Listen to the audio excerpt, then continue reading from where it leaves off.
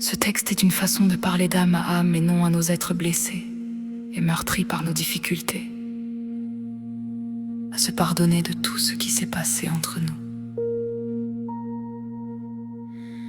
Je t'ai perdu, mais dans mes rêves nos âmes restent, se retrouvent pour garder cette lumière qui illumine nos vies. Même si nos corps et nos cœurs se séparent, nos âmes restent unies avec un amour inconditionnel et infini.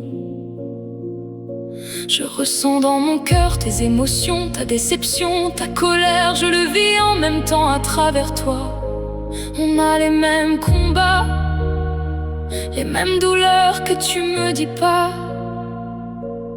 Nous avons blessé ce qui nous était cher, par orgueil, par peur de souffrir de nouveau.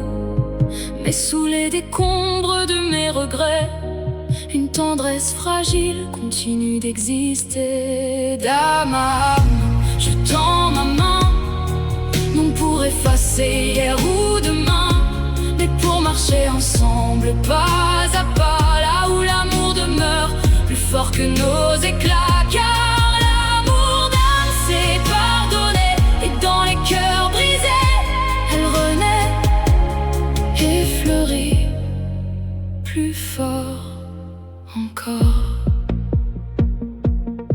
Nous sommes deux flammes tombées dans la nuit, deux étoiles voilées par les ombres de l'épreuve. Les mots ont dressé des murs entre nos vies, mais mon amour demeure immobile comme une preuve. Car il existe un lieu que nul reproche n'atteint, un sanctuaire caché derrière les blessures, là où ton âme effleure la mienne sans chemin.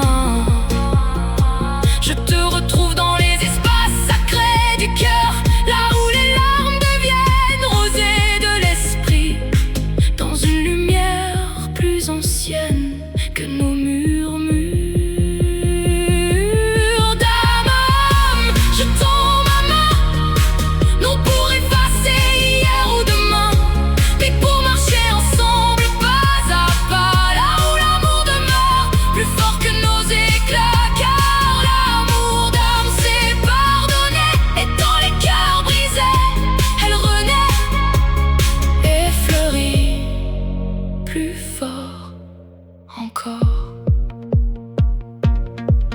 Que nos fautes soient offertes au feu divin, comme l'encens qui s'élève vers le ciel. Que nos douleurs deviennent d'un même destin, transfigurées par une grâce éternelle. Car au-delà de ce que nous avons dit, au-delà de nos fragiles humanités, mon âme reconnaît la tienne et lui sourit, comme si elle s'était aimée avant même d'être née.